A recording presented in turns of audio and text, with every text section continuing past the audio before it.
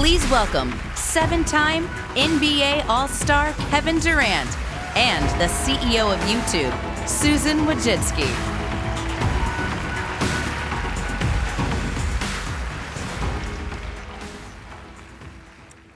As some of you may know, I'm still new to the San Francisco area.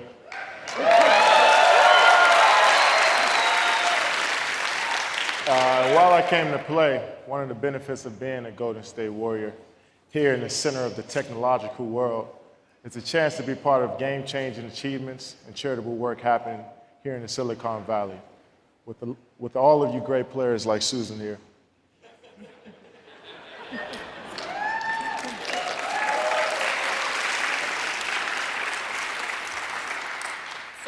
So you know, Kevin, ever since you joined the NBA, I've really looked up to you.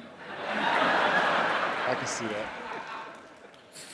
But when you think about it, all of us, whether we're large or small, are pretty gigantic compared to where we started, which was a single cell.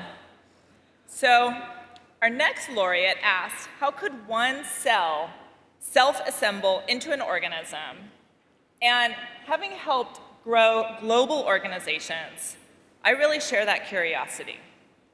So let's go now under the microscope and get to know a scientist who has discovered the signal that tells our cells how to grow.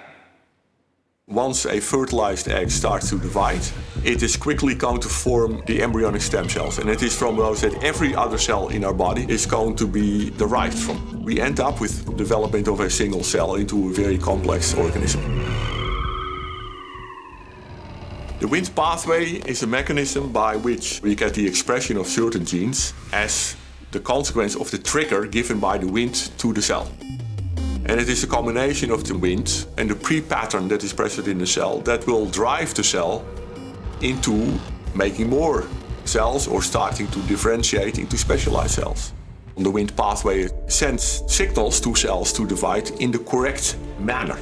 One example is wound healing. They become activated by damage to a tissue, and then the neighboring cells start to divide. All of those molecules become activated locally to make sure that the wound is going to heal locally.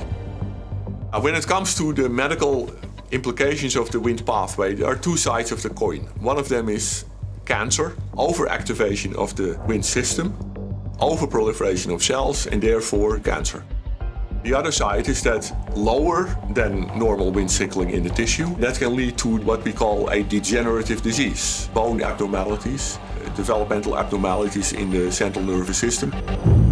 This is the whole goal of human genetics, by understanding that pathway, how we can correct the defect. When I started in the mid-70s, there was virtually nothing known about cancer.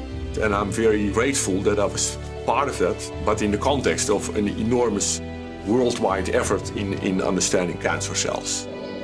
You see an evolution that starting from a simple structure, you can make a more complex structure by making sure that you get different cell types, and these signaling mechanisms are instrumental in making the complexity of life as we see it now.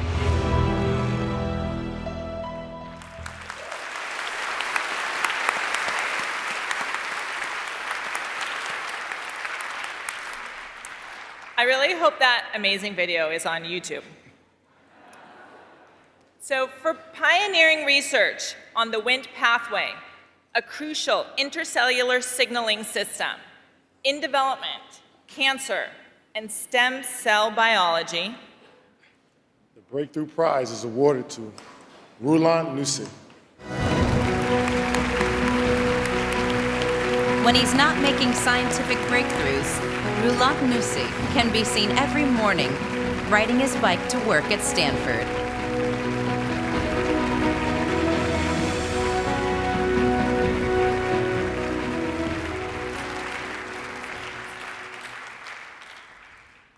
I owe this award to several institutions and many people, in particular my wonderful family who are here in the audience. But my gratitude also goes to another institution, the United States of America. When I came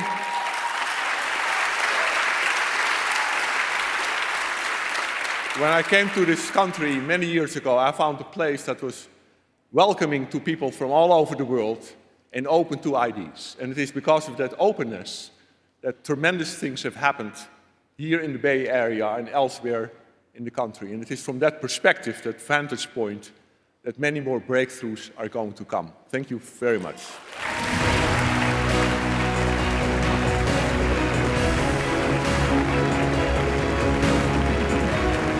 Coming up, Jeremy Irons celebrates mathematical genius when the Breakthrough Prize continues.